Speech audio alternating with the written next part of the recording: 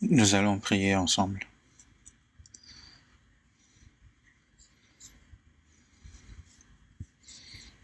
Dieu qui est saint et miséricordieux, et qui est notre Père. Nous étions éloignés de toi, nous étions dans les péchés et nous étions ton ennemi, mais par ta miséricorde, le Seigneur a reçu à notre place les jugements que nous devions recevoir, et grâce à cette grâce, nous avons reçu le salut et nous remercions. Et nous qui avons reçu le salut par le sang du Seigneur, nous sommes réunis pour apprendre ta parole et pour te louer et aussi pour participer à la communion. Et nous te remercions aussi. Et nous croyons en ce que tu es avec nous à cette heure-ci. Et à cause du coronavirus, il y a beaucoup de frères et sœurs qui écoutent le sermon en ligne, mais soyez tous toujours avec eux pour que eux aussi puissent être remplis par ta parole et ta grâce. Et aussi toutes les églises de notre pays, aussi toutes les églises dans d'autres pays, nous savons que tu vas les protéger. Il y a aussi beaucoup d'âmes qui n'ont pas encore reçu le salut. Aide-nous à propager justement cet évangile à ces personnes pour que il y ait énormément plus de personnes qui soient sauvées. Et aussi, soutiens-nous par ta parole et par ta grâce du Saint-Esprit pour que nous puissions continuer à pratiquer l'œuvre d'annoncer cet évangile. Et s'il y a parmi nous des personnes qui sont faibles dans la santé ou dans la faiblesse de la foi, ou ceux qui sont dans l'épreuve, accorde-leur la grâce qu'il leur faut les fortifier dans la chair et aussi dans la foi, pour qu'aucun ne s'y perde. Accorde-nous aussi par la parole qu'il nous faut à chaque moment. Et toi, Seigneur, qui nous montre ce que nous devons faire dans chaque instant. Et ta volonté que tu veux nous montrer à cette heure-ci, enseigne-nous davantage comment nous devons agir. Et nous avons prié au nom du Seigneur Jésus. Amen. Merci. Nous allons voir dans la Bible, Matthieu chapitre 5. Matthieu chapitre 5.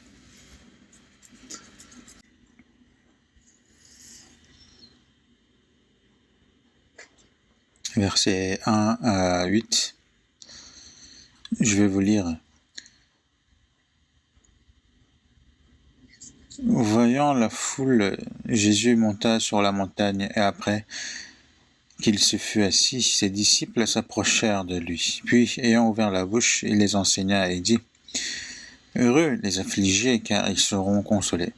Heureux les débonnaires, car ils hériteront la terre. Heureux ceux qui ont faim et soif de la justice, car ils seront rassasiés. Heureux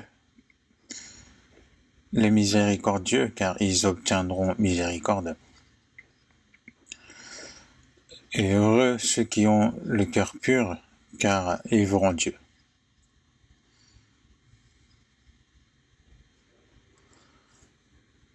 Donc jusqu'ici.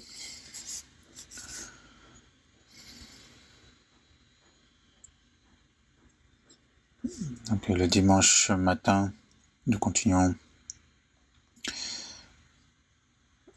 Donc à travers le Matthieu chapitre 5, donc c'est le premier sermon des Seigneurs sur la montagne. Donc le Seigneur nous parle ici justement qui sont vraiment les heureux. Et le Seigneur est même à cette heure-ci en face de nous et nous parle à la même chose. Mais avant de commencer, Je dois d'abord vous parler de certaines choses.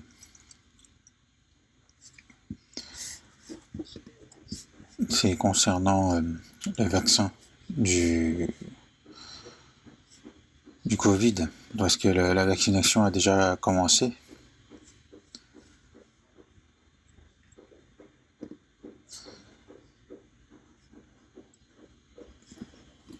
Donc la vaccination a déjà commencé. Pour certains, en fait,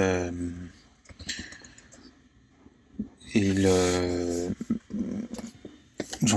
interprètent mal en fait concernant le vaccin, puisque c'est pas seulement les vaccins, mais c'est tous les médicaments. Il peut y avoir du bon côté aussi du mauvais côté, et ça dépend aussi par rapport à la santé du chacun. Mais avant de parler de cela, en fait, ce que je veux vous parler, c'est certains en fait interprètent bizarrement le vaccin à travers la Bible. Du coup, c'est pour ça que j'ai envie de vous parler de cela avant. Donc, j'ai vu sur YouTube, j'ai entendu ce qu'il disait. Il disait que si on reçoit le vaccin, ce n'est pas seulement, il y a pas seulement justement l'immunité contre le Covid dans ce vaccin-là, mais il y a certaines choses qui changent, qui modifient l'ADN dans le vaccin, dans ce vaccin-là.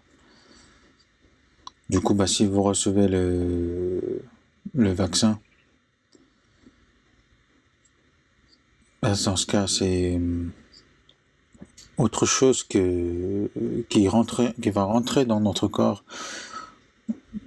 en disant, ressemblant justement à, comme l'ADN d'une bête qui rentre dans le corps de l'homme et on devient un mutant. C'est ce qu'ils disent. Et ce qui m'apprennent encore, c'est que avant le déluge, dans le chapitre 6, on voit que les fils de Dieu virent que les filles des hommes étaient belles, et ils en prirent pour femmes. Donc ils ont eu des enfants, et que ils disent que ce sont les Néphirim, justement les enfants qu'ils ont eus. Mais ils parlent justement de ces fils de Dieu comme les anges déchus, et que les filles des hommes, justement, c'était les filles des hommes sur cette terre, et qu'ils ont eu des enfants, et que ces enfants-là, c'était des Néphirim, des hommes spéciaux.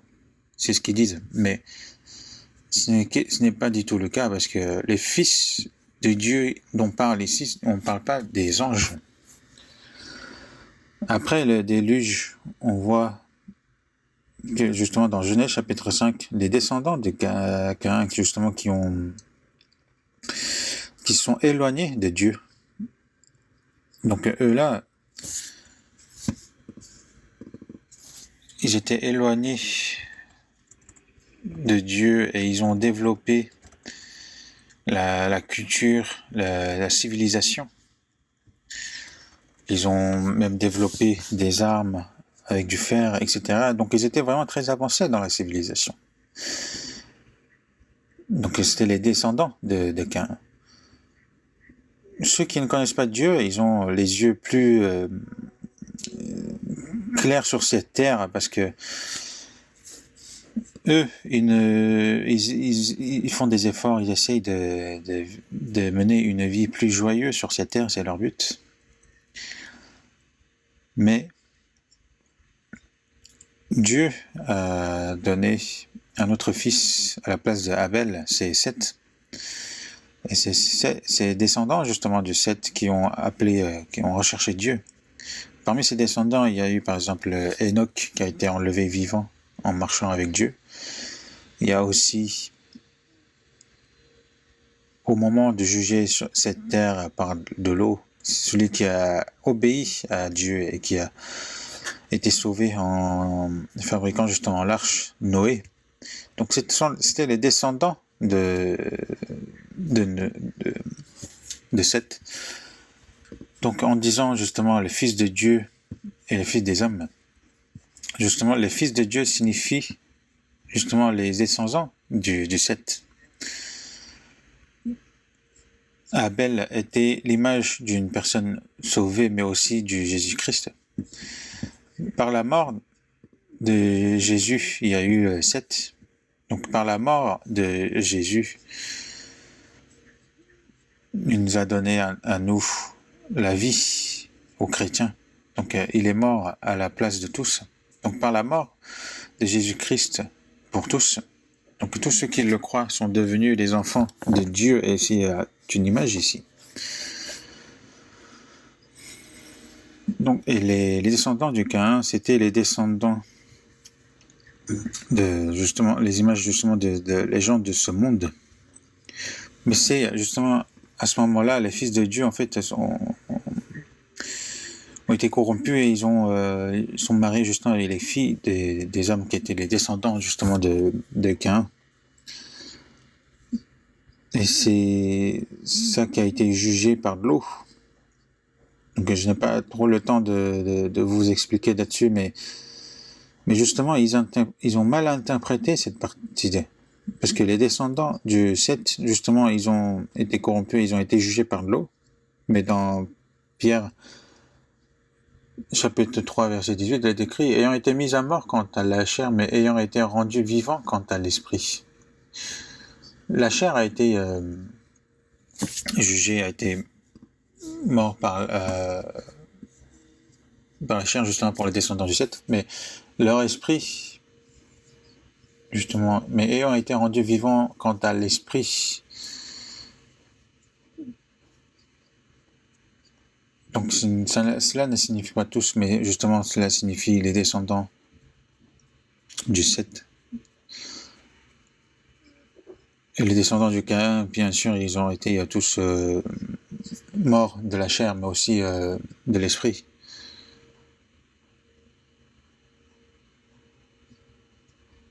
Parce que Jésus a dit aussi que les anges sont d'esprit, donc ils ne marient pas, ils ne mangent pas, ils sont un être esprit. Donc ils ne peuvent pas se marier avec les hommes, c'est impossible. Mais ils disent que justement,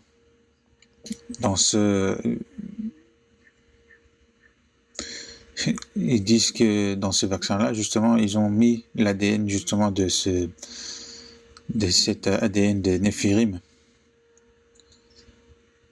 Et que ils disent vraiment du n'importe quoi en disant même qu'il a le gène justement de Lucifer, le diable. Et ils parlaient de ça comme si ils étaient certains de cela. Et en plus, certains disent encore plus que si vous recevez ce vaccin, c'est comme écrit dans l'Apocalypse, vous recevez le signe de la bête. Mais nous savons quel est le signe de la bête. Le signe de la bête, c'est à la fin des temps de grâce. C'est lorsque le Seigneur reviendra et quand tous les sauvés seront enlevés. Et pendant les 3 années et demie, les Juifs qui sont épargnés ce qui était épargné dans le monde reviendront en Israël et croiront justement en Jésus-Christ. Et il y aura de prophètes qui vont prophétiser pendant les 3 années et demie de suite. Donc les 2260 jours, exactement, c'est les 3 ans et demi. Et ce sont les 2 prophètes justement qui annonceront l'évangile. Et les 144 000 justement écrits dans la Bible qui seront sauvés, c'est pour les Juifs. Mais justement, durant ces deuxième partie de 3 années et demie, il y aura l'Antéchrist. En fait, c'est pendant la première partie de ces 7 ans-là, justement, au total, pendant les 3 années 30, justement, 3 années et demie, justement, les 144 000 juifs sont sauvés. Et en deuxième partie, Et c'est cette année de tribulation. Donc il y aura l'antéchrist qui s'assoira sur le trône en disant que qu'il est Jésus-Christ et qu'il est Dieu lui-même. Et lorsqu'il dira cela,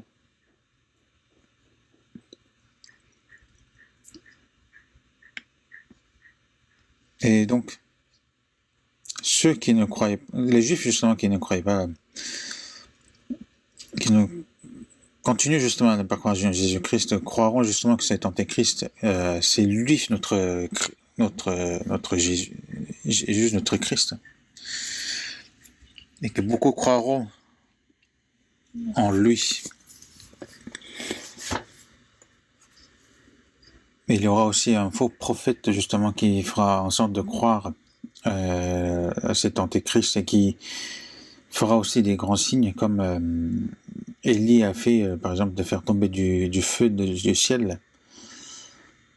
Et par la puissance qu'il va recevoir du diable, il va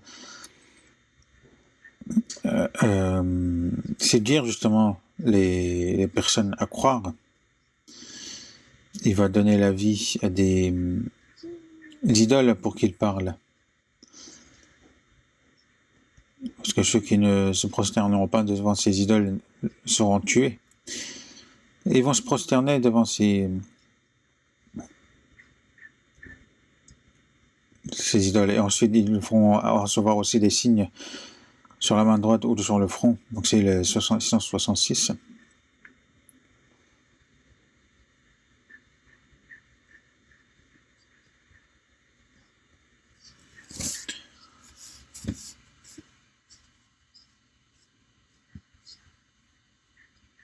Donc ce n'est pas à notre époque justement que nous allons recevoir les signes du diable, parce que les signes de la bête, parce que on n'a pas encore, il n'y a pas encore l'antéchrist. Par rapport à l'époque, ce n'est pas du tout, ça ne correspond pas du tout.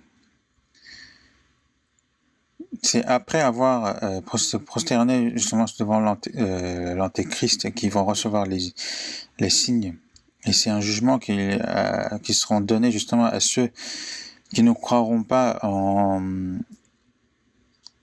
Jésus-Christ jusqu'à la fin.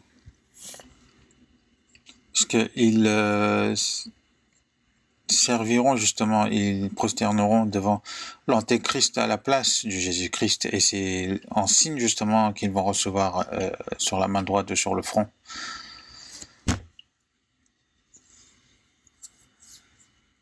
Mais les vaccins en général, c'est sur l'épaule gauche, ce n'est pas ni sur la main droite ni sur le front. Ça ne correspond pas du tout, donc ils essaient de l'interpréter bizarrement. Et dans 2 Pierre chapitre 3, on voit aussi que certains qui interprètent mal la Bible, et on voit que c'est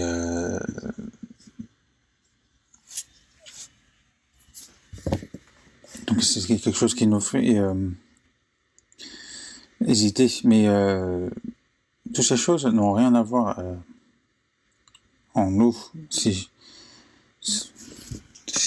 n'est pas une question qu'on doit se poser, mais si vous avez peur justement des effets secondaires, dans ce cas, il faudra juste repousser un peu la date, mais c'est en minime. Mais ce n'est pas seulement le vaccin du Covid, mais c'est les vaccins d'autres vaccins aussi qui ont des effets secondaires. Donc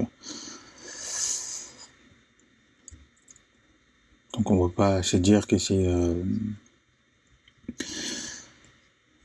en tout cas, ce que je veux dire, c'est que chacun doit se juger selon sa propre santé, etc. Il ne faut pas le relier avec la vie de foi. Parce qu'on me pose beaucoup de questions sur ça, du coup, c'est pour ça que je vous ai parlé un peu.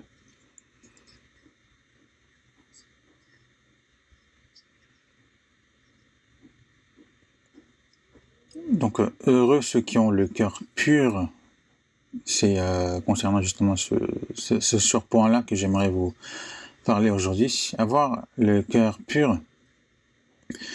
Avoir le cœur pur, c'est vraiment être saint, être pur, qui n'a point de choses mauvaises ou sales qui est mélangé. C'est ça qu'on parle à un cœur pur.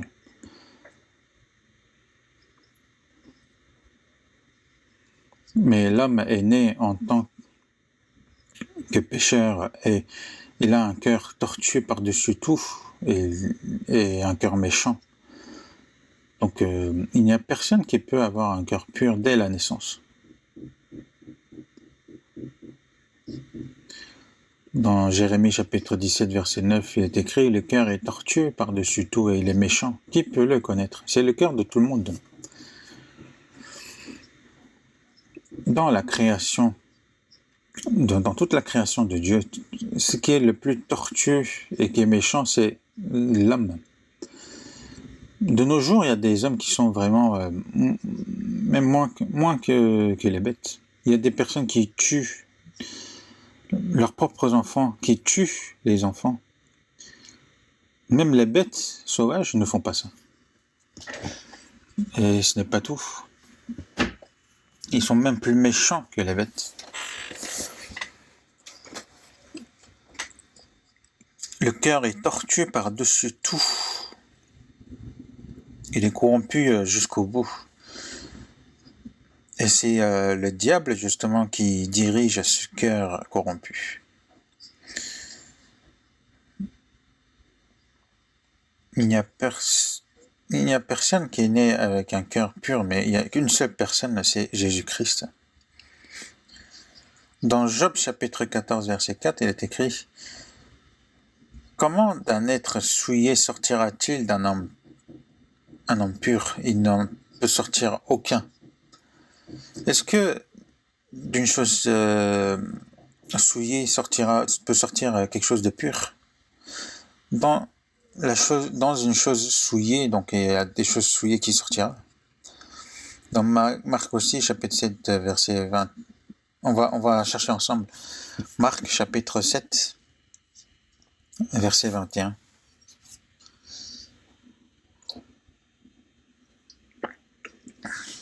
Marc, chapitre 7, verset 21 au 23.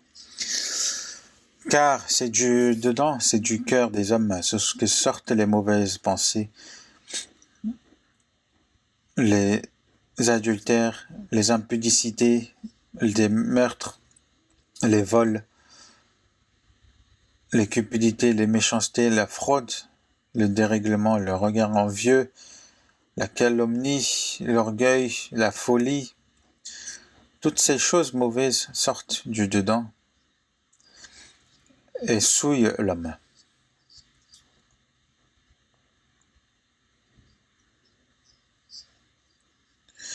C'est du cœur, justement, sortent ces choses.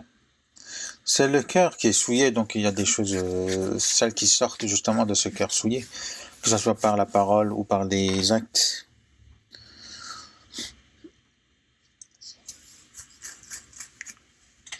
Donc ici, Jésus parle de 13 choses qui souillent justement le cœur, mais il n'y a pas seulement ça, mais tous les péchés viennent du cœur. Toutes ces choses mauvaises sortent du dedans et souillent l'homme, souillent les autres aussi. C'est pour ça, le cœur de l'homme, c'est dès la naissance qui est corrompu. Et il peut être souillé par n'importe quel péché. Donc il y a cette possibilité de commettre de tous les péchés. Dans Somme chapitre 58, verset 4, il est écrit « Les méchants sont pervertis dès le sein maternel, les menteurs s'égarent au sortir du ventre de leur mère. »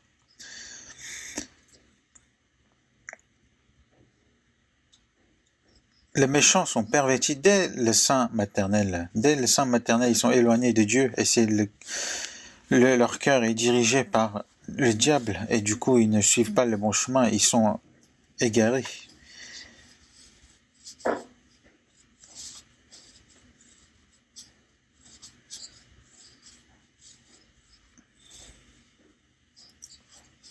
Depuis ce cœur, justement, qui est souillé, toutes ces choses mauvaises sortent.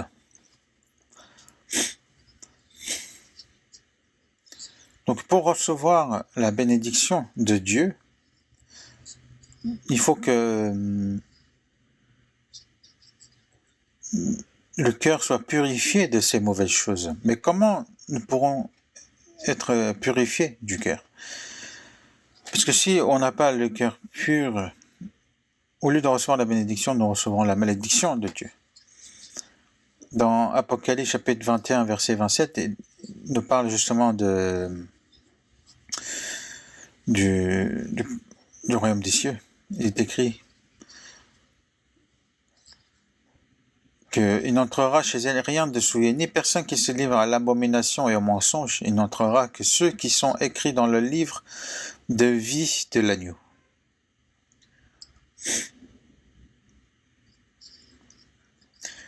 Ces pécheurs n'entreront pas justement dans ce lieu saint, mais seulement ceux qui sont sauvés par Jésus-Christ. C'est uniquement ces personnes qui rentreront.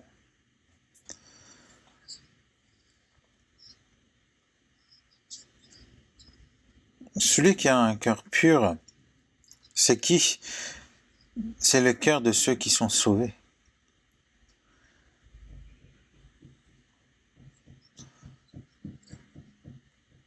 Les chrétiens sauvés qui sont sauvés, ils reçoivent la vie du Christ, ils reçoivent aussi le cœur du Christ. Par le péché d'Adam, c'est les descendants d'Adam qui ont reçu justement ce cœur corrompu en héritage. Mais maintenant, si nous croyons en Jésus-Christ, si nous sommes sauvés par le sang de Jésus-Christ, nous recevons en héritage son cœur aussi. Et ce cœur-là, justement, c'est le cœur pur.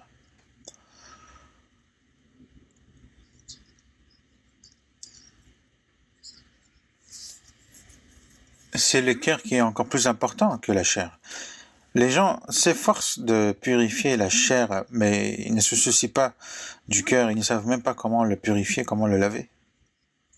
Ils vivent avec ce cœur souillé.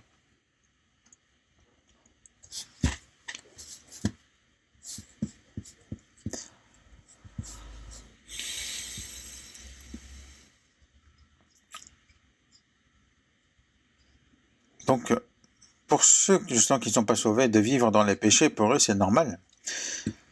Mais pour ceux qui sont sauvés, vu qu'ils ont reçu le cœur du Christ, donc de mener une vie pure, justement, c'est ce qui est normal pour ces personnes. Donc nous savons déjà que la chair doit être purifiée, mais aussi la purification du cœur est encore plus importante. Certains aussi essaient de purifier le cœur, mais comment? Ils essayent de le faire par les enseignements du monde, mais aussi par la religion. L'objectif des églises de nos jours, c'est de faire devenir les hommes dans le droit chemin, etc. Mais même si la religion essaie de changer justement les hommes, la religion ne suffit pas pour changer le cœur des hommes. Les gens justement qui ne connaissent pas du tout la Bible, ils pensent que si un homme reçoit une bonne éducation, s'il pratique aussi une vie religieuse, s'il essaie d'avoir un bon cœur, dans ce cas, ils pensent que cette personne justement pourra avoir un cœur pur. Ça a l'air faisable, mais ce n'est pas du tout le cas, parce que ce n'est pas parce qu'en éduquant un bête sauvage qu'il deviendra comme un agneau. Même une bête sauvage, si on l'éduque, oui, il pourra devenir assez doux qu'un agneau, mais en lui, il a cette nature justement de bête sauvage. Et ce caractère, justement, peut ressortir dans n'importe quel moment. Il y a des personnes qui aiment beaucoup les chats, qui élèvent aussi les chats. Mais ce qu'il faut savoir, les chats sont aussi dans la lignée du tigre. Ils ont des dents très pointues. Ils ont aussi des griffes. Même si ce sont des chats qui sont élevés dans la maison, si vous l'énervez un peu, il devient très sauvage. Et moi aussi, j'ai confronté à ce genre de cas. Du coup, c'est pour ça que j'aime pas trop les chats.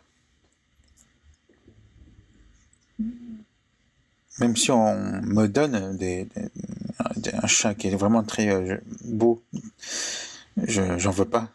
Parce que en lui, il y a cette nature, justement, ce caractère d'un bête sauvage.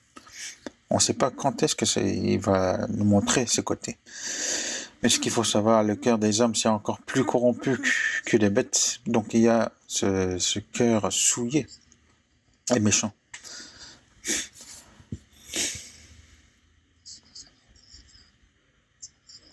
Donc ce n'est pas par les éducations de ce monde, ni la religion de ce monde qui pourra purifier le cœur des hommes. Quels que soient les efforts fournis par les hommes, cela ne peut pas changer le cœur des hommes.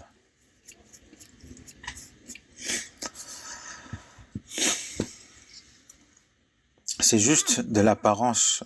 On fait en sorte qu'on est pur, mais c'est un mensonge.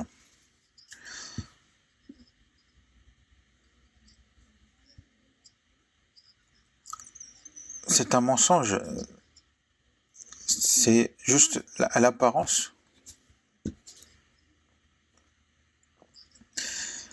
Et dans Matthieu chapitre 23, on va chercher ensemble. Matthieu chapitre 23, verset 27.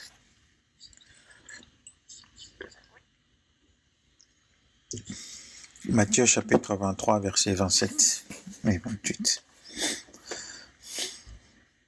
Verset 27 à 28. Malheur à vous, scribes et pharisiens hypocrites, parce que vous ressemblez à des sépulcres blanchis, qui paraissent beaux au dehors et qui au dedans sont pleins d'ossements de mort et de toute espèce d'impureté. Vous de même au dehors vous paraissez juste aux hommes, mais au dedans vous êtes pleins d'hypocrisie et d'iniquité.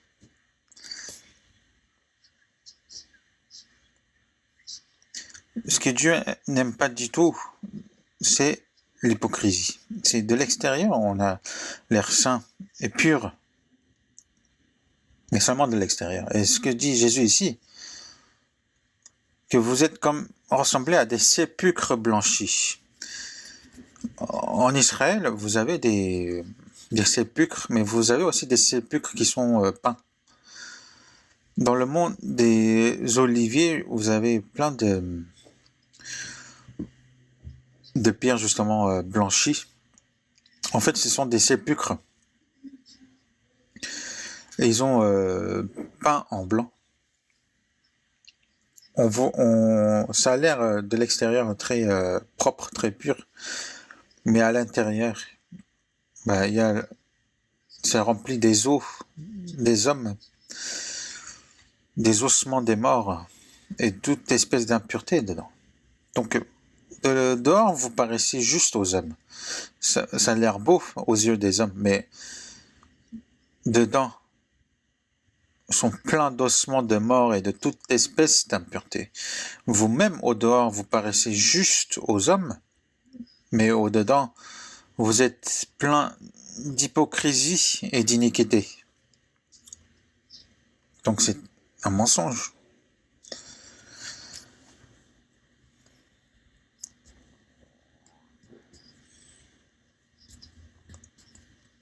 Dans cette sépulcre blanchi, on a des ossements, des morts et de toute espèce d'impureté.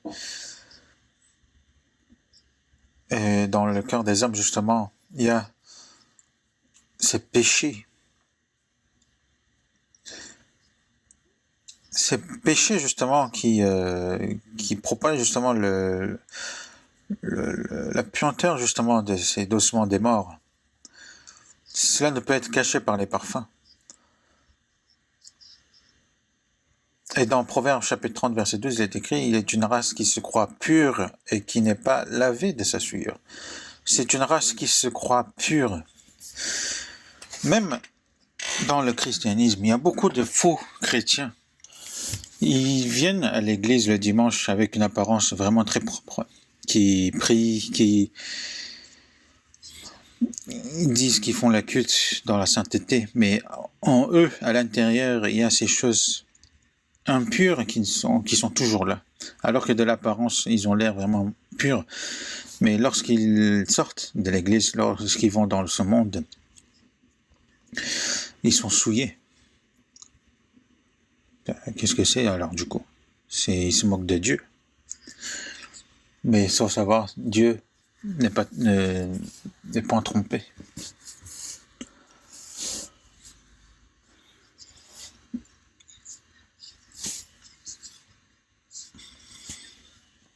Et ce pécheur, c'est par le sang du Christ que cet esprit et le cœur qui doit être purifié. À part cela, il n'y a pas moyen de se purifier le cœur. Dans Matthieu chapitre 23, verset 26, je vais vous lire. Pharisiens aveugles, nettoie premièrement l'intérieur de la coupe et du plat, afin que l'extérieur aussi devienne net. Nettoie premièrement l'intérieur de la coupe et du plat, afin que l'extérieur aussi devienne net. Mais les hommes de ce monde, c'est à l'envers. Ils disent que les éducations et la religion de ce monde, c'est d'abord de l'extérieur, qui affectera justement le changement à l'intérieur. Mais donc premièrement, ils disent faut changer les habitudes, faut changer la vie et ainsi le cœur va changer. Mais est-ce que ça sera possible? Mais Jésus, au contraire, il dit nettoie premièrement l'intérieur afin que l'extérieur aussi devienne net. C'est quoi l'intérieur? C'est l'esprit. C'est l'esprit qui est où demeure justement le diable. S'il n'est pas purifié de l'intérieur, comment l'homme pourra être purifié?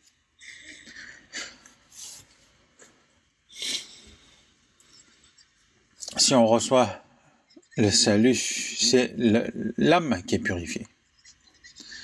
Si l'âme est purifiée,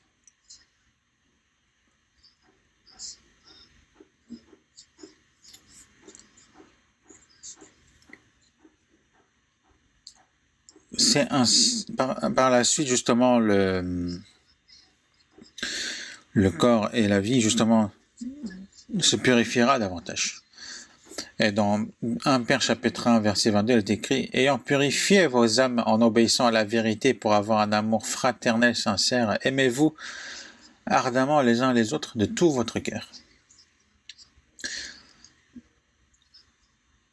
En obéissant à la vérité, c'est la première obéissance justement lorsqu'on croit justement en Jésus-Christ. Donc par cela, nous avons reçu la vie éternelle. Et dans Jean chapitre 3, verset 36, donc celui qui croit au Fils a la vie éternelle, donc, et aussi celui qui ne croit pas au Fils ne verra pas la vie, mais la colère de Dieu demeure sur lui.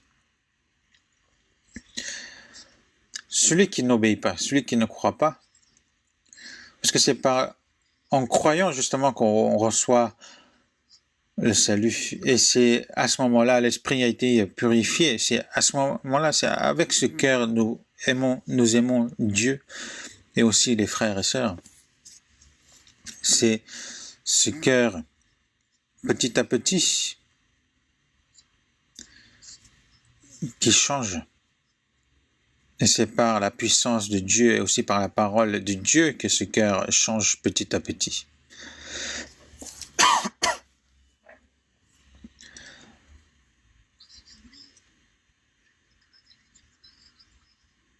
Donc celui qui n'a pas encore l'esprit purifié, a l'air de l'extérieur qui sert Dieu, qui aime les frères et sœurs, mais c'est juste de l'hypocrisie. C'est juste faire un semblant. Ce n'est pas possible, parce que de le faire. Au bout d'un moment, il y aura ça convoitise pour trahir ses amis, trahir ses frères et sœurs. Et tout cela vient du cœur.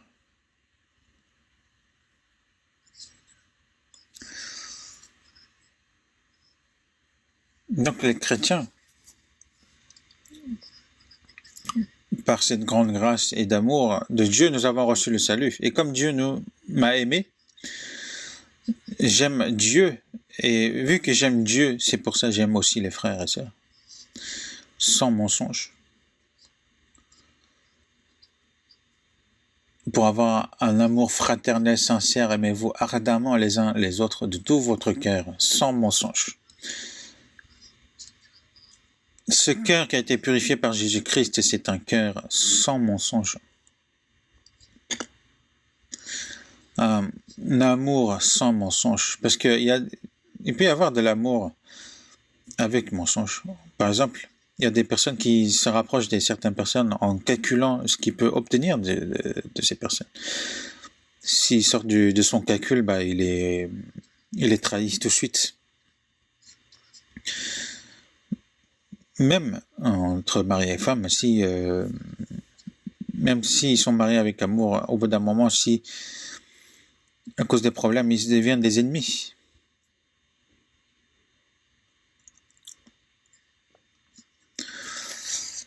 Le Saint-Esprit change le cœur de celui qui est sauvé.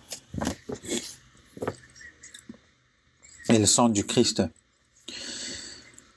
nous a purifiés de tous nos péchés. Et le Saint-Esprit et maintenant demeure en nous. Et à travers la parole de Dieu, il nous change. Il change notre cœur. Dans Ézéchiel, chapitre 36, verset 26, il est écrit « Je vous donnerai un cœur nouveau, et je mettrai en vous un esprit nouveau. » Donc je mettrai un esprit nouveau, le Saint-Esprit, et je vous donnerai un cœur nouveau. C'est pour ça, après avoir reçu le salut, le Saint-Esprit nous change notre cœur et nous fait avoir un nouveau cœur, et ça c'est un miracle de Dieu, parce que cela ne vient pas de mes efforts. C'est celui qui souhaite obtenir le salut qui reçoit, parce que c'est un miracle.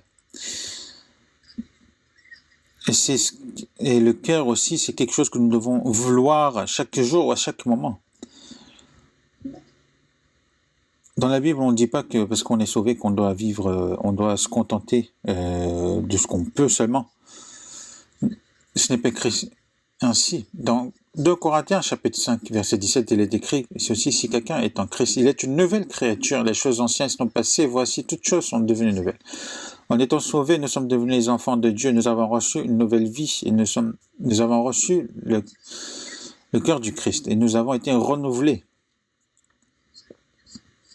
Si nous sommes renouvelés, dans ce cas, il faut vivre en tant qu'une personne renouvelée.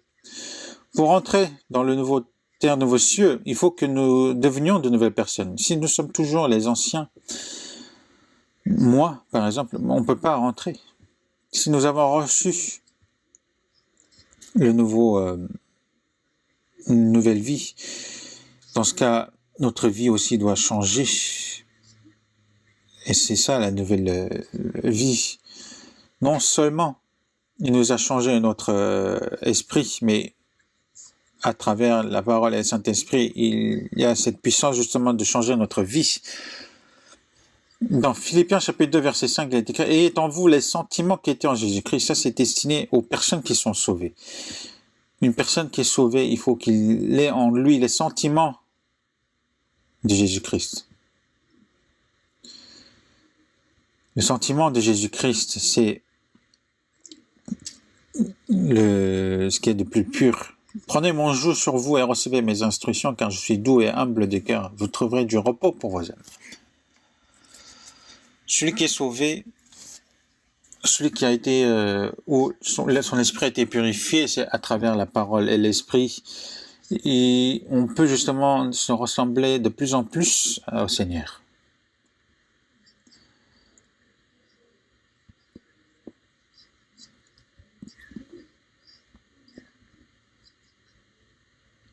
C'est une personne qui habite à l'étranger.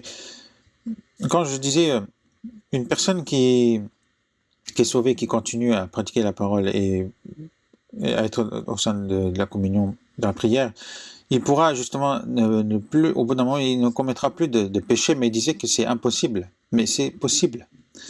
Parce que, comme il est dit, soyez donc parfaits comme votre Père Céleste est parfait.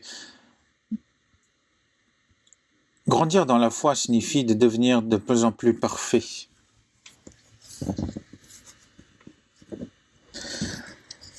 Cette larve, justement, qui est ignoble,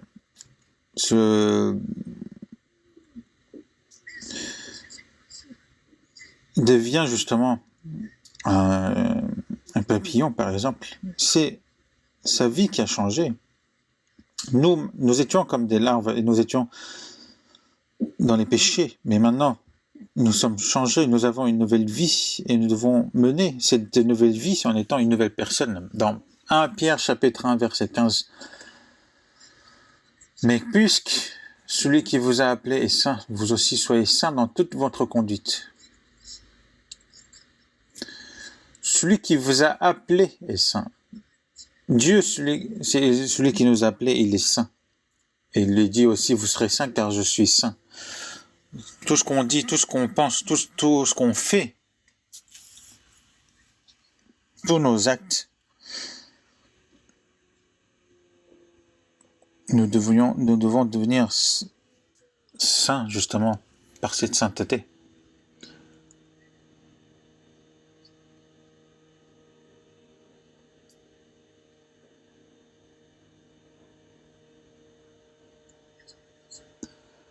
Dans 1 Thessaloniciens, chapitre 2, verset 12, il est écrit aussi que vous exhortant, vous consolant, vous conjurant de marcher d'une manière digne de Dieu, qui vous appelle à son royaume et à sa gloire.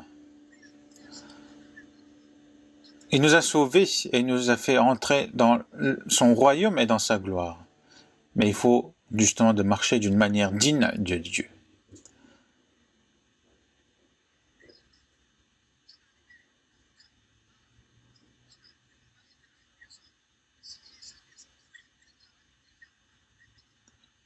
Donc pour rentrer justement dans son royaume, il faut que nous soyons dignes, donc nous soyons séparés de ce monde.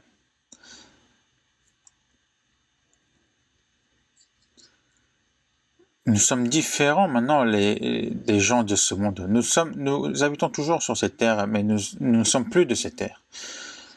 Jésus a dit, si vous êtes, parce que vous n'êtes pas du monde et que je vous ai choisi du milieu du monde pour rentrer dans son royaume, pour rentrer dans sa gloire. Et nous avons maintenant été séparés de ce monde. Donc les chrétiens sauvés, pour entrer dans sa gloire, il faut que nous menions une vie différente de ce monde.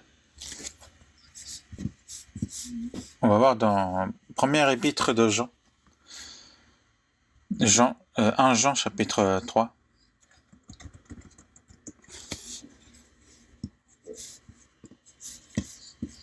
Première épître de Jean chapitre 3, verset 2 et 3. « 1 Jean chapitre 3, versets 2 et 3. Bien-aimés, nous sommes maintenant enfants de Dieu, et ce que nous serons n'a pas encore été manifesté. Mais nous savons que lorsque cela sera manifesté, nous serons semblables à lui parce que nous le verrons tel qu'il est.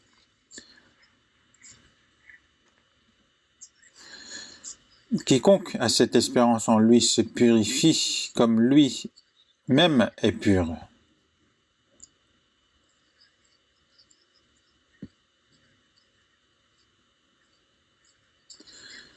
Donc nous sommes devenus enfants de Dieu. Mais nous sommes donc maintenant enfants de Dieu. Ça, c'est quelque chose qu'on peut annoncer fièrement, que Dieu est mon Père et nous sommes enfants de Dieu. Mais ce que nous ferons n'a pas encore été manifesté.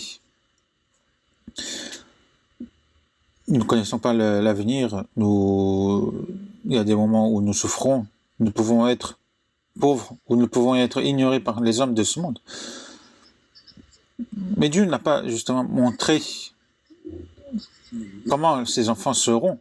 Jésus aussi était l'enfant de Dieu, était venu sur cette terre, mais même en étant enfant, fils de Dieu, il est venu avec une apparence où tout le monde pouvait l'ignorer. En plus, ils ont renié et ils ont prêté la main des Romains pour le crucifier. Ce monde où Jésus même a été abandonné, ce monde ne nous connaîtra pas non plus.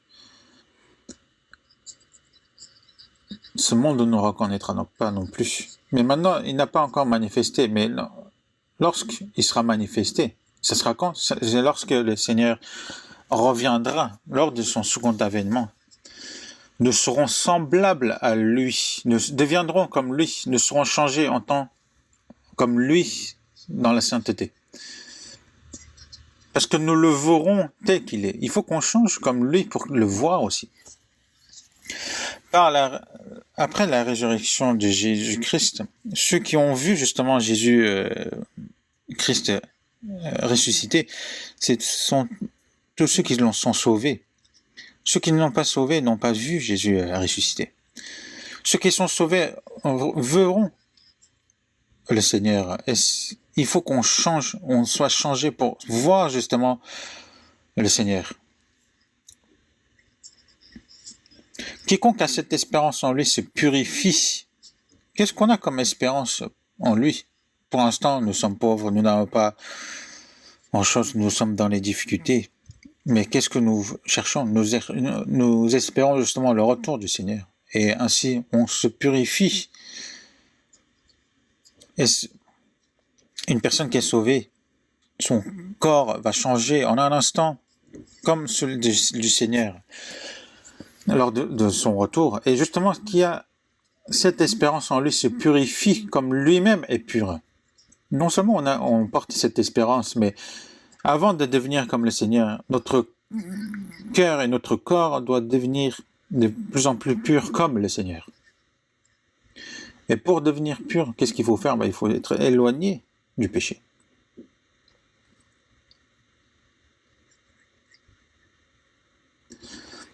Si l'esprit a été purifié, mais si les paroles ou les actes, les actions qu'on fait ressemblent toujours à ceux de ce monde, est-ce que c'est possible cela? Il ne faut pas.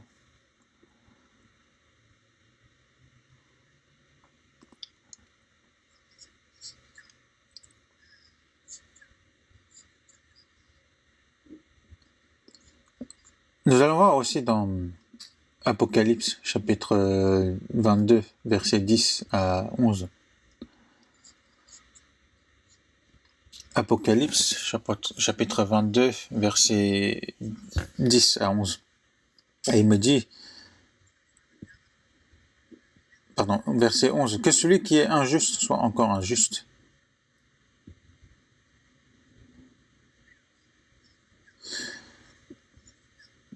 Que celui qui est souillé se souille encore, et que le juste pratique encore la justice, et que celui qui est saint se sanctifie encore.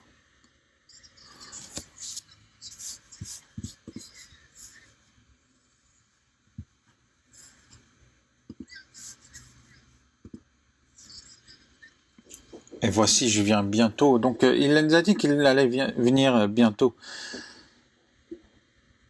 Celui qui est injuste soit encore injuste, celui qui est souillé se souille encore, et que le juste pratique encore la justice. Celui qui est saint se sanctifie encore.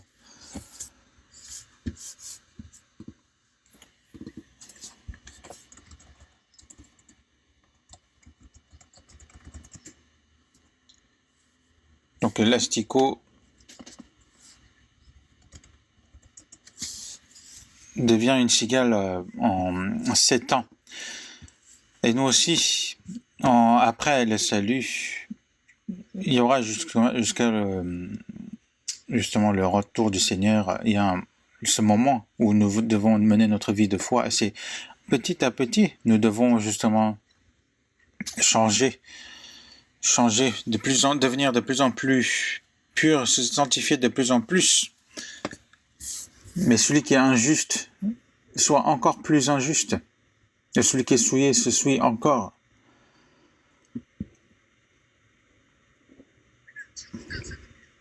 Mais nous sommes destinés à aller dans le royaume des cieux. Et eux, dans l'enfer, eux, ils sont les enfants du mal, du ténèbre, et nous sommes les enfants de Dieu. Nous pouvons vivre comme eux. Si c'est le cas, c'est un mensonge.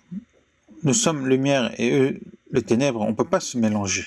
Et nous ne sommes plus dans les ténèbres, nous sommes sous la lumière, parce que comme Dieu demeure dans les lumières. Et aussi, il est écrit dans 1 Jean chapitre 1, versets 5 et 7, il est écrit que Dieu est lumière et qu'il n'y a point en lui de ténèbres. Si nous disons que nous sommes en communion avec lui et que nous marchons dans les ténèbres, nous mentons et nous ne pratiquons pas la vérité. Mais si nous marchons dans la lumière comme il est lui-même dans la lumière, nous sommes mutuellement en communion. Le sang de Jésus, son Fils, nous purifie de tout péché. C'est ceux qui ont justement la communion, qui sont en communion avec Dieu, qui sont en communion aussi entre eux. C'est une relation triangulaire, c'est-à-dire Dieu et moi, et aussi de ceux qui sont aussi en communion avec Dieu. Ceux qui vivent dans les ténèbres essaient de se cacher, parce que celui qui demeure en secret dans les ténèbres en commettant des péchés, mais qui se disent je suis en communion avec Dieu, c'est un mensonge, parce que il marche dans les ténèbres, il peut pas demeurer dans la lumière, il peut pas marcher dans la lumière, parce que la lumière et les ténèbres ne se mélangent pas. Et le sang de Jésus, son Fils, nous purifie de tout péché.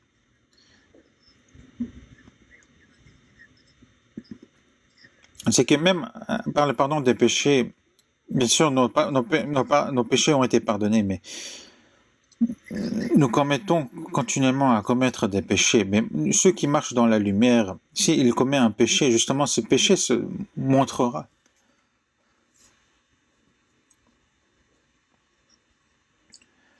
Après le salut, nous devons continuer à recevoir la grâce de Dieu. Et il faut continuer à demeurer dans la lumière pour recevoir cette grâce. C'est pour ça qu'il est écrit dans Jean chapitre 8, verset 11. Avant qu'on lapide justement cette femme qui a été captivée en plein adultère, Jésus lui a dit, je ne te condamne pas non plus, va et ne pêche plus.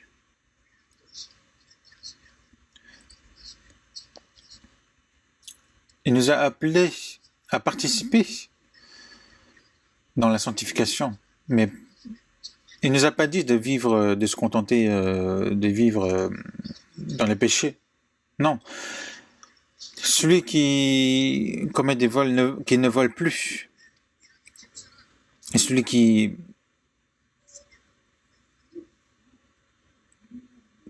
travaille justement, qu'il travaille par ses propres mains, qu'il ne trompe personne.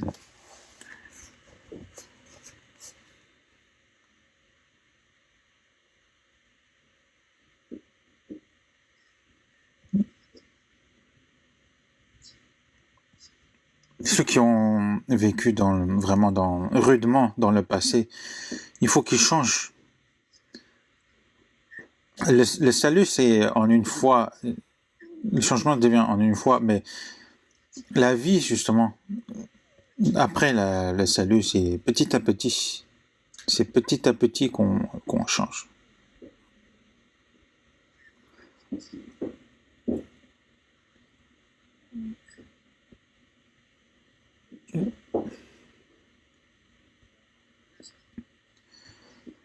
Donc, ce chrétien sauvé, il faut qu'il doit avoir peur justement du péché, même plus que le venin d'un serpent.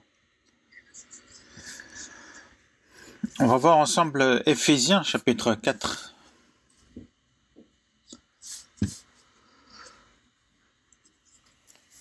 Éphésiens chapitre 4, verset 19.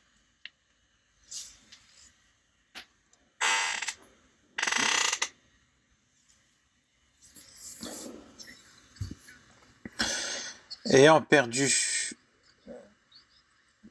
tout sentiment, ils se sont livrés à la dissolution pour commettre toute espèce d'impureté jointe à la cupidité. Mais vous, ce n'est pas ainsi que vous avez appris Christ. Si du moins vous l'avez entendu et si conformément à la vérité qui est en Jésus, et c'est en lui que vous avez été instruits à vous dépouiller. Eu égard à votre vie passée du vieil homme qui se corrompt par les convoitises trompeuses, à être renouvelé dans l'esprit de votre intelligence et à revêtir l'homme nouveau, créé selon Dieu dans une justice et une sainteté que produit la vérité. Donc celui qui a été éloigné de la vie de Dieu, il était livré à la dissolution pour commettre toute espèce d'impureté jointe à la cupidité. Ils se sont livrés à la dissolution. Cela veut dire qu'ils ne portaient pas une grande importance concernant le péché. Ils vivaient ce qui, comme bon leur semblait. Si vous voulez commettre des péchés, ils commettent des péchés. Ils les laissaient. Ils étaient livrés au péché. Ils étaient ils ne ressentaient plus de douleur. Et les lépreux, c'est pareil. Même leurs corps sont en train de se pourrir, mais ils ne ressentent pas. Ils ne les sentent pas. Mais celui qui, en tant que chrétien, justement, nous devons avoir peur du péché, parce que le Seigneur aime les pécheurs, mais il n'aime pas les péchés. Que ce soit petit ou grand péché, Dieu n'aime pas les péchés. Donc, ils se sont livrés à la dissolution pour commettre toute espèce d'impureté jointe à la cupidité. Donc, ce sont les hommes de ce monde. Mais nous n'avons pas ainsi appris du Christ. Nous avons appris du Christ qu'il faut ressembler davantage, qu'il faut le ressembler.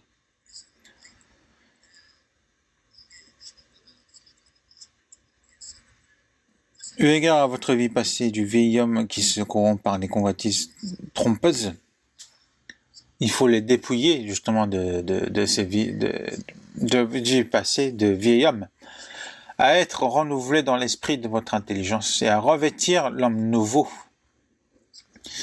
C'est dans la vie, c'est petit à petit que nous devons devenir un homme nouveau. Parce que même si nous avons reçu le salut, ce vieil homme est toujours caché en moi. On se dit, cet vieil homme nous dit à l'intérieur de nous, justement, c'est pas parce que tu es sauvé que tu dois vivre comme Dieu nous dit. Tu as tes anciennes habitudes. Mais de vivre ainsi, c'est être livré à la dissolution. Et nous, même si nous devons mourir, nous ne pouvons pas vivre ainsi. Si on s'efforce justement à vivre selon la parole de Dieu, dans ce cas, il va nous aider. Et dans 1 Timothée, chapitre 1, verset 19, il est écrit, en fait, c'est l'apôtre Paul qui dit à Timothée, en gardant la foi et une bonne conscience, cette conscience, quelques-uns l'ont perdue et ils ont fait naufrage par rapport à la foi. Si on a la foi, mais s'il n'y a pas la conscience, c'est comme un naufrage. Et dans Jacques chapitre 2, verset 17, il est ainsi de la foi. Si elle n'a pas les œuvres, elle est morte en elle-même. Ce n'est pas par une foi morte qu'on ira au paradis.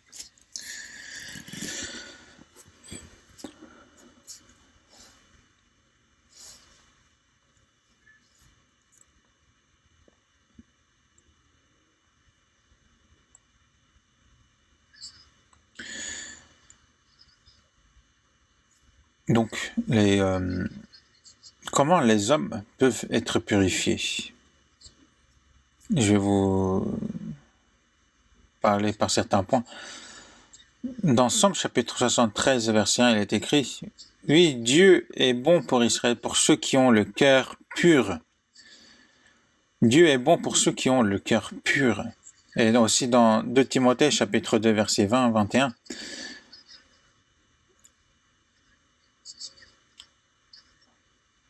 si donc quelqu'un se conserve pur en s'abstenant de ces choses, il sera un vase d'honneur, sanctifié, utile à son maître, propre à toute bonne œuvre.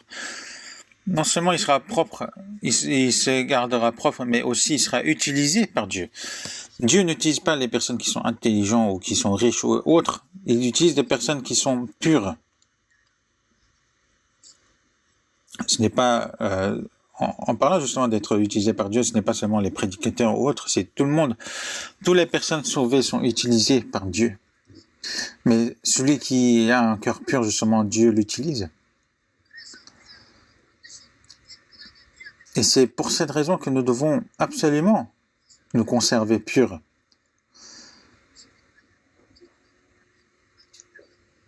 Une chose qui est souillée, pour devenir pure, il ne peut pas devenir pur automatiquement, mais il faut qu'il fasse des efforts.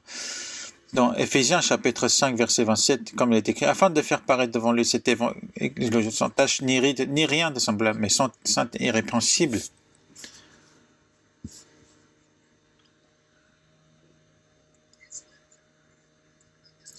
Et c'est par le sang de Jésus-Christ nous a purifiés et par...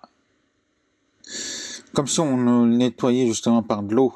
Il nous a purifiés afin de faire paraître devant lui cette église glorieuse, sans tache ni ride, ni rien de semblable.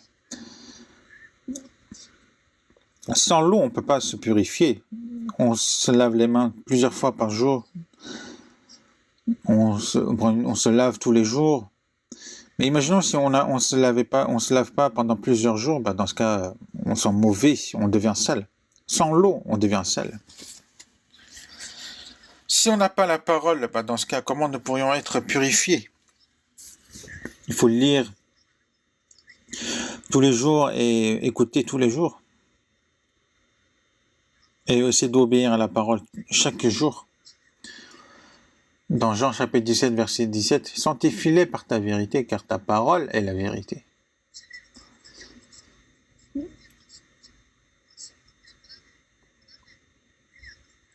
C'est par la parole que nous devons être purifiés.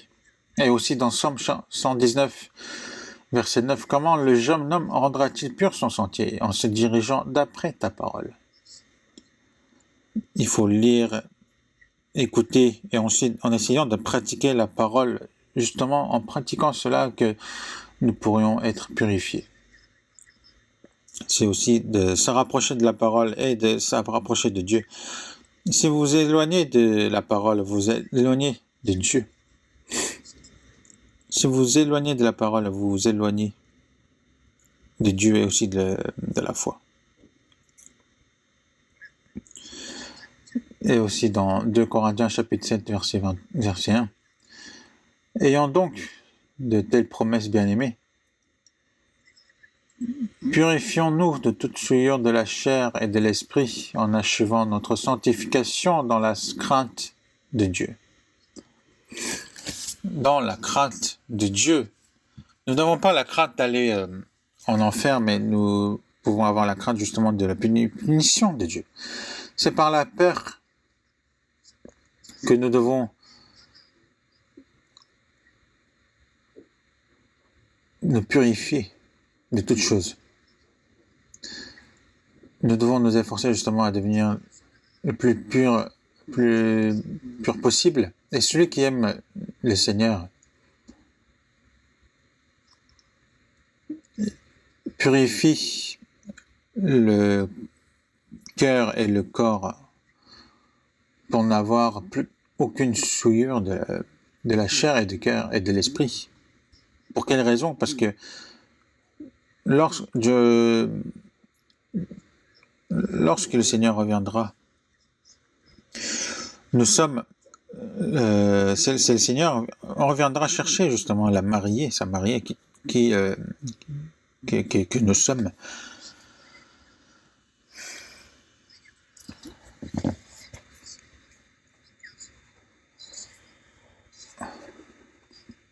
Il est dit aussi dans Apocalypse, réjouissons-nous et soyons dans l'allégresse et donnons-lui gloire, car les noces de l'agneau sont venues et son épouse s'est préparée.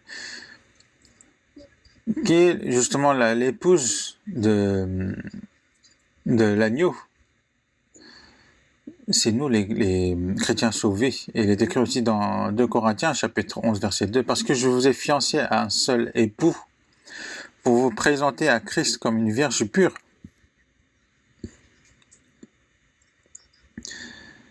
Et nous sommes justement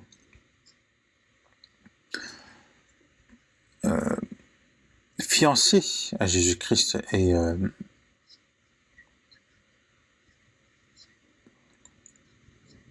par exemple, pendant le mariage, 5 minutes avant le commencement justement du mariage, quel est l'état justement de la mariée? Est-ce qu'elle est en train de dormir ou est-ce qu'elle ne s'est pas préparée ni lavée? 5 minutes avant, elle est toute prête, toute belle à rentrer justement dans la cérémonie.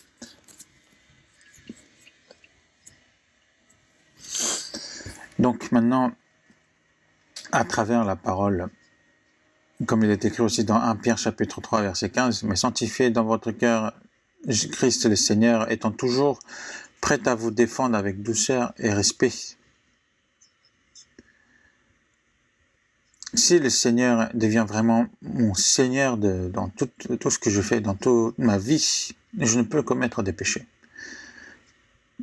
Celui qui sert le Seigneur toute sa vie, qui veut qui plaît justement au Seigneur, comment il pourra commettre des péchés? Et aussi, pour se purifier, il faut qu'on prie, qu'on persévère dans la prière. C'est dans la prière que nous pouvons aussi nous purifier.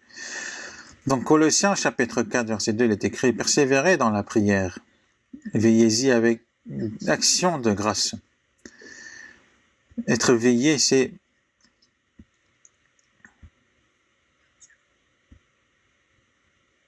être veillé justement dans le cœur. Et dans Somme chapitre 19, verset 13 aussi, il est écrit « Qui connaît ses égarements? Pardonne-moi ce que j'ignore. »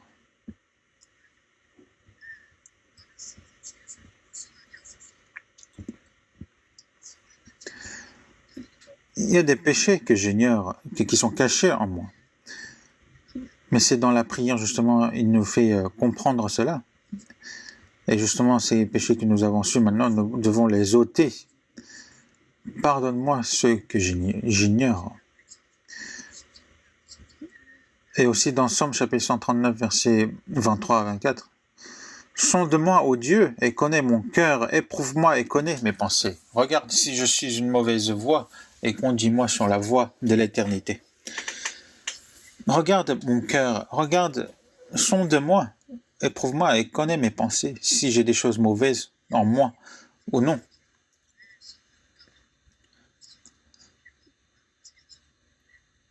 Imaginez si vous avez un virus ou une maladie qui est en vous et qui est en train de vous tuer. Mais est-ce que vous pouvez les ignorer? Même si vous avez une petite maladie, vous faites toutes choses pour faire des examens, pour découvrir ce qui ne va pas, etc. Mais alors qu'en tant que chrétien sauvé, s'il y a quelque chose qui ne va pas dans le cœur et dans la foi, mais si on ne vérifie pas du tout, ce n'est pas possible. C'est dans la prière, justement, en demandant au Saint-Esprit de nous sonder, justement, de nous faire découvrir les choses qui ne vont pas pour que nous puissions les corriger. Donc si nous avons su des péchés que nous avons ignorés, dans ce cas, il faut changer radicalement. Si nous confessons nos péchés, il est fidèle et juste pour nous les pardonner et pour nous purifier de toute iniquité. Si nous confessons nos péchés, non seulement il nous les pardonne, dans ce cas, il y a la communion qui est rétablie, et ensuite nous purifie de toute iniquité.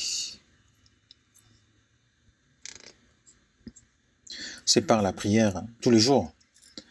Et aussi, pour nous purifier, une autre chose. Il faut avoir aussi la communion avec des frères et sœurs saints. Et aussi, dans l'Église, c'est en participant avec les frères et sœurs dans l'œuvre de Dieu.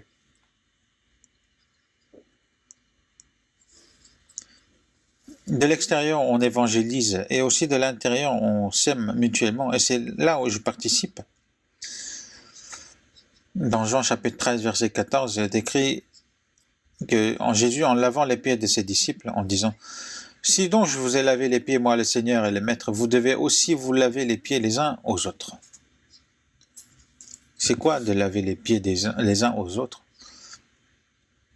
C'est bien de laver vraiment les pieds des uns les autres, mais ce que veut dire ici, qu'on s'unit, c'est dans la communion, qu'on s'unisse dans l'évangélisation.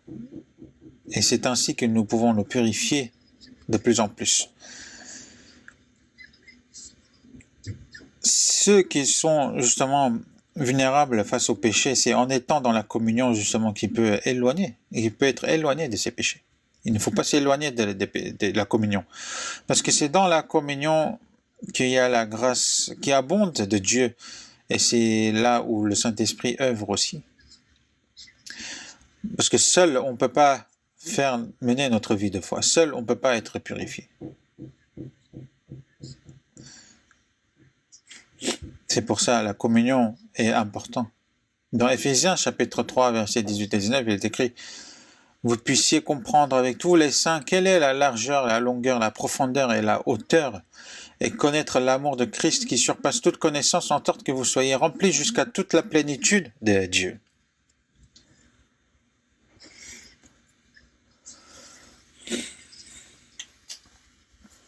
C'est en connaissant la largeur, la longueur et la profondeur et la hauteur de Dieu qu'on surpasse toute connaissance avec tous les saints. Ensemble, c'est en étant ensemble que nous grandissons justement dans la foi. Ce n'est pas seulement seul, en étant seul. Dans Ecclésiaste chapitre 4, verset 10, « Car s'il tombe, l'un relève son compagnon. Mais malheur à celui qui est seul et qui tombe sans avoir un second pour le relever. » Si on est dans la communion, si on tombe, l'autre frère ou sœur nous relève. Si l'autre tombe, c'est moi qui le relève. Mais si on est seul et on tombe, on n'a pas justement, il est dit que malheur à celui qui est seul et qui tombe sans avoir un second pour le relever. La vie de foi ne peut pas être menée seule. Il y a certaines personnes qui n'aiment pas du tout la communion et qui se disent, qui préfèrent être seuls, qui préfèrent mener leur vie de foi seule, mais c'est impossible. Il faut élargir son cœur. Vous savez, les parents qui ont plusieurs enfants, il faut qu'ils aient vraiment un cœur large, parce que parmi les enfants, il y a des enfants qui écoutent bien ce qu'ils disent et des enfants qui n'écoutent pas du tout. Si vous recherchez beaucoup de critères, vous allez voir que personne vont correspondre à votre cœur. Donc il faut vraiment élargir votre cœur. Et autre chose,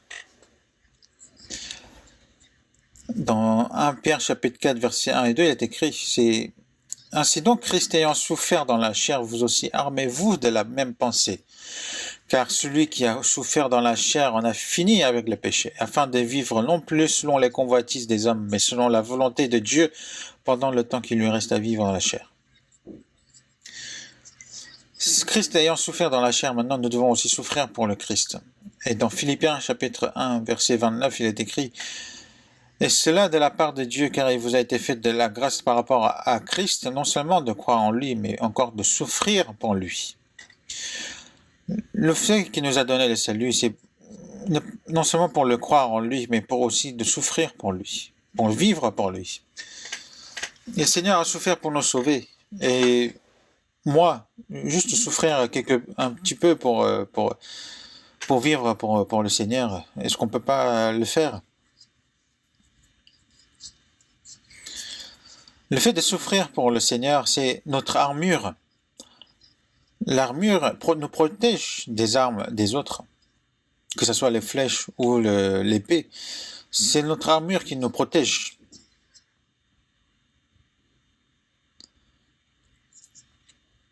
Parce que le diable, pour nous empêcher de vivre notre vie de foi, il continue à lancer des flèches vers nous. Mais justement pour se protéger de cela, nous devons être armés justement de souffrir pour Christ. Afin de vivre non plus selon les convoitises des hommes, mais selon la volonté de Dieu pendant le temps qu'il lui reste à vivre dans la chair. Pour un vélo, par exemple, il faut avancer pour ne pas tomber. S'il stagne ou s'il s'arrête, il tombe. Celui qui vit en étant zélé pour le Seigneur, il n'a point de temps pour commettre des péchés.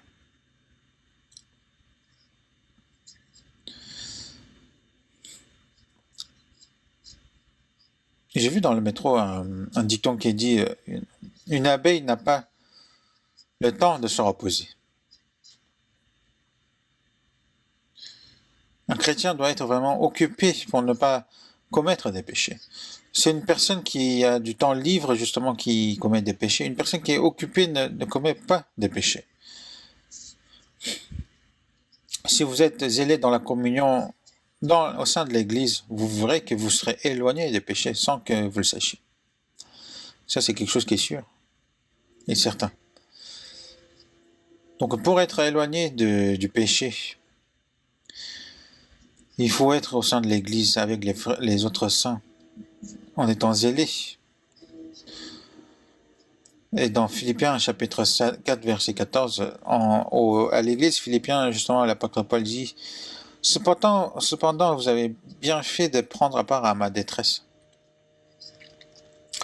Ici, la détresse, c'est que ils ont participé à la même souffrance de l'évangélisation, que ce soit dans la prière, et que c'est pour cet évangile, pour ces souffrances, ils ont souffert ensemble, ils ont donné leur cœur, ils ont sacrifié leur propre bonheur.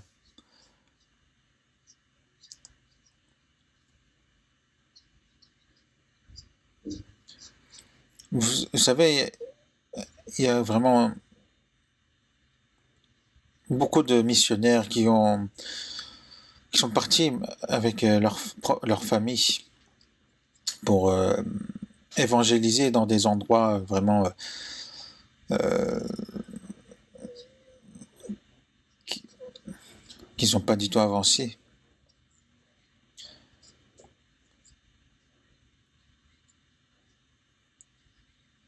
Et j'ai vraiment beaucoup de sujets de prière pour eux aussi, pour qu'il leur accorde, que Dieu leur accorde la grâce et aussi la force et le courage pour qu'ils puissent bien amener leurs œuvres, ce qu'ils doivent faire là où ils sont.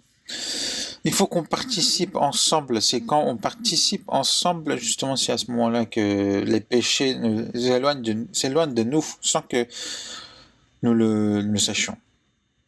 Dans Genèse chapitre 6, verset 5, avant le déluge, il dit que l'Éternel vit que la méchanceté des hommes était grande sur la terre et que toutes les pensées de leur cœur se portaient chaque jour uniquement vers le mal. de nos jours, les péchés de ce monde sont encore plus grands qu'à cette époque. Et maintenant, ce sera plus non plus par l'eau, mais par le feu.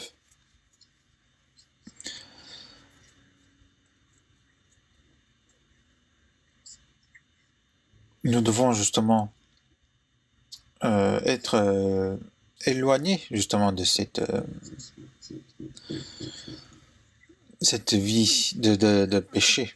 Et dans 1 Corinthiens chapitre 15, il est écrit « Ne vous y trompez pas, les mauvaises compagnies corrompent les bonnes mœurs ». Et aussi dans 2 Corinthiens chapitre 6, verset 17, « Et séparez-vous, dit le Seigneur, ne touchez pas à ce qui est impur et je vous accueillerai. » Il faut être éloigné de ce qui n'est pas pur, que ce soit Internet, de livres ou autre chose.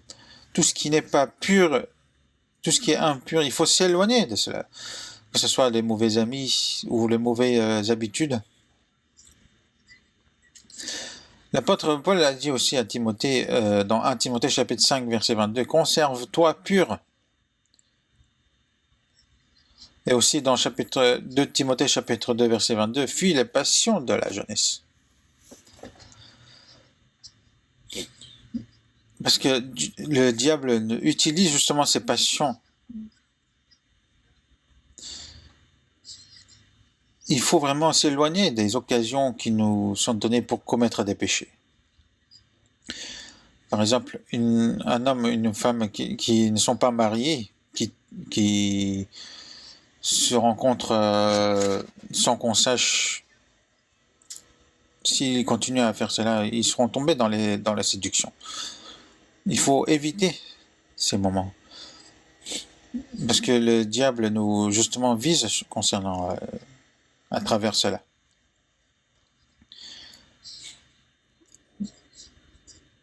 Et c'est ce que Dieu n'aime pas du tout. En tant que chrétiens, nous devons point mentir aussi. Il ne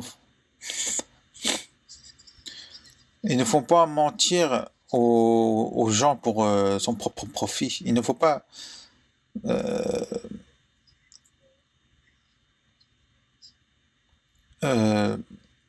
tromper les autres. C'est en étant dans la vérité, en étant sérieux, que c'est à travers cela justement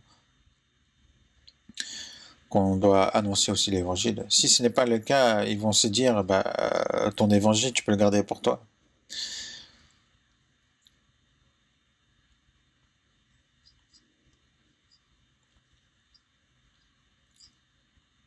Ce n'est pas en ayant seulement l'évangile dans notre bouche alors que ce que nous faisons n'est pas pur, ça ne marchera pas, cette évangélisation.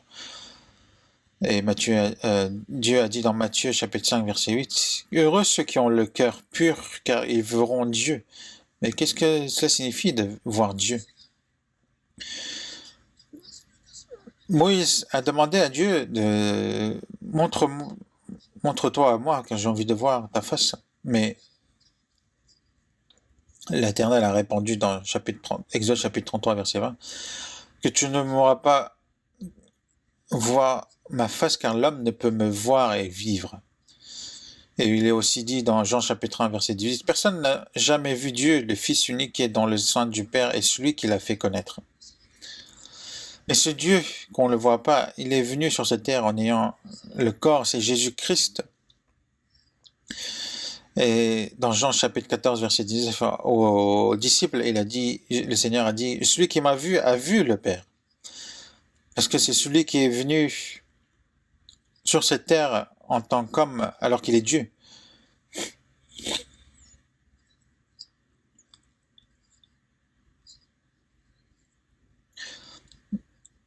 Donc ces disciples ont vu justement ce Jésus qui est venu en tant qu'homme alors qu'il est Dieu. Mais il est parti et nous ne pouvons plus le voir physiquement, mais nous pouvons le voir de l'esprit, avec nos yeux de l'esprit.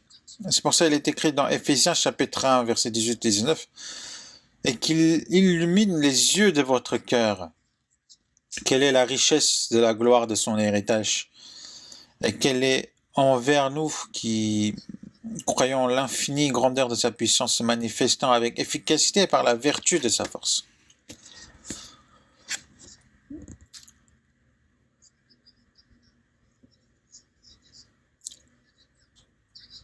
Adam, en mangeant justement de ce fruit du bien et du mal, ses yeux spirituels sont devenus aveugles. C'est les yeux justement qui voient les choses de ce monde qui ont ouvert. Mais c'est justement ces yeux spirituels ont été aveugles dès la naissance, dès notre naissance, mais maintenant ils sont ouverts. Et si on ouvre grand ces yeux, on peut voir justement la grandeur et l'illumination de Dieu. Même dans peu de choses, nous pouvons voir sa grandeur et sa puissance dans sa parole. Une personne qui est pure verra justement la puissance de Dieu. Il pourra voir aussi sa grandeur, son œuvre et sa gloire. Dans le cœur à l'intérieur d'un cœur pur, c'est cette lumière qui illumine. Et si vous avez reçu ce cœur, vos yeux aussi sont éclaircis.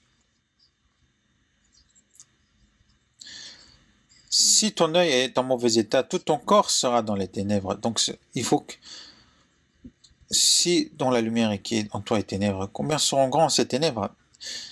Nous ne sommes plus des aveugles. Maintenant, nous avons cette lumière qui nous illumine.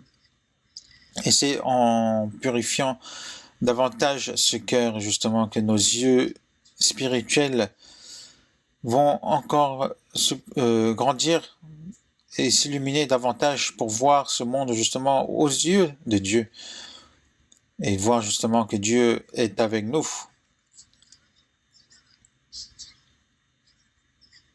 Et celui qui voit, justement, avec ses yeux spirituels, Dieu, verront bientôt, justement, Dieu.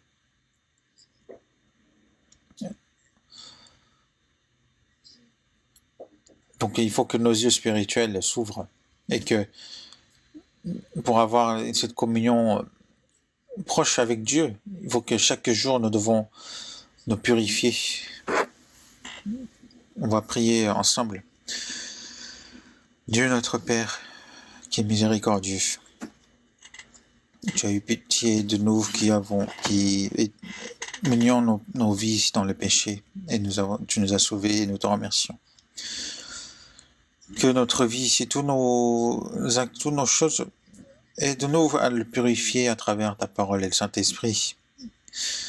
Et que aussi ton amour qui demeure en nous, que nous puissions le voir et que nous puissions continuer à avoir cette communion sincère avec toi, Seigneur, et que nous puissions tous participer à ton retour qui est proche. Et nous avons prié au nom du Seigneur Jésus.